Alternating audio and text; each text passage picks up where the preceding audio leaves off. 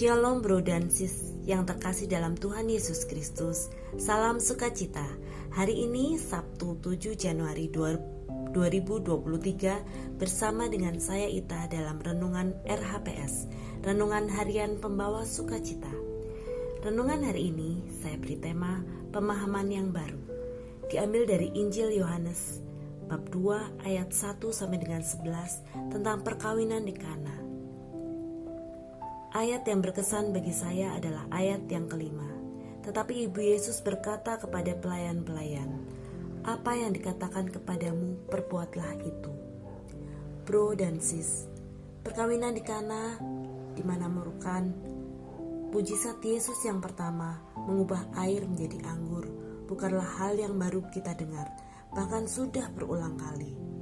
Menariknya, dari peristiwa pernikahan di Kana melibatkan beberapa tokoh utama, yaitu Yesus, Maria ibu Yesus yang mengadakan pesta, pemimpin pesta dan para pelayannya. Mujizat ini terjadi di mana Yesus diundang ikut serta di dalam pesta. Ibu Yesus, Bunda Maria yang memiliki kepekaan dalam menghadapi masalah dan para pelayan yang taat. Walaupun cerita tentang perkawinan di Kana ini bukanlah hal yang baru, pemahaman tentang cerita ini terus berkembang seiring dengan kedewasaan rohani. Bunda Maria mempunyai peranan yang besar dalam mujizat ini karena melihat dengan hati, peka dengan situasi yang ada. Yesus yang taat terhadap bundanya walaupun waktunya belum tiba, tetapi Yesus juga tergerak hatinya dalam melihat situasi yang ada.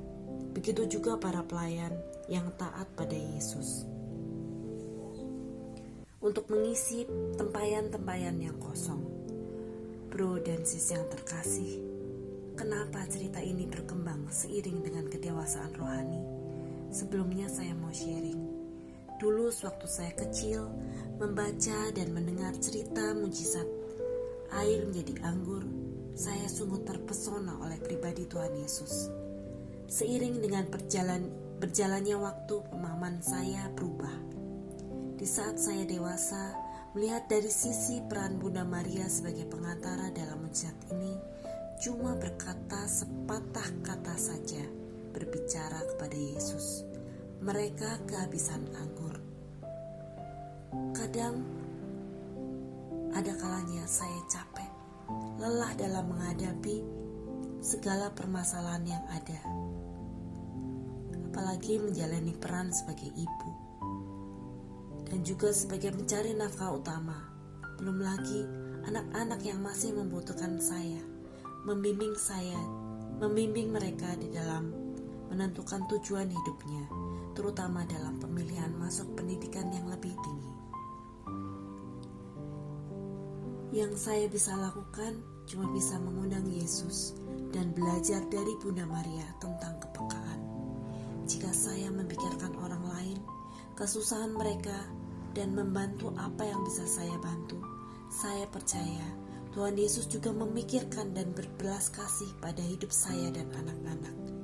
Jika Yesus sanggup mengubah air menjadi anggur, saat ini Yesus juga sanggup mengubah hidup saya. Mujizatnya nyata dalam hidup saya. Jika dulu saya terpesona oleh pribadi Tuhan Yesus, saat ini pemahaman saya berubah. Saya yang mau diubah oleh Tuhan dari air menjadi anggur.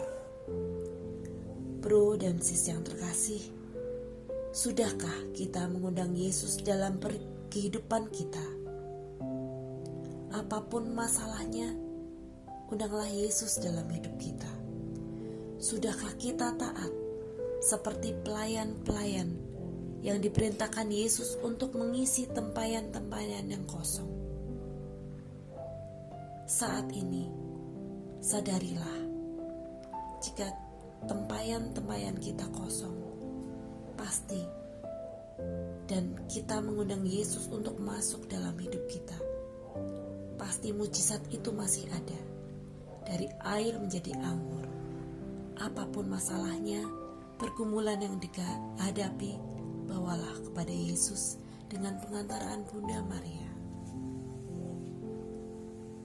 Marilah kita bersatu di dalam doa. Dalam nama Bapa, Putra, dan Roh Kudus.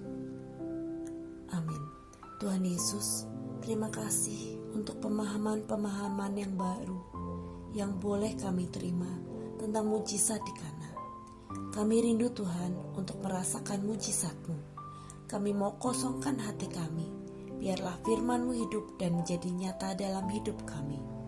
Engkau yang sanggup mengubah air menjadi anggur. Engkau juga yang sanggup mengubah setiap masalah menjadi berkat.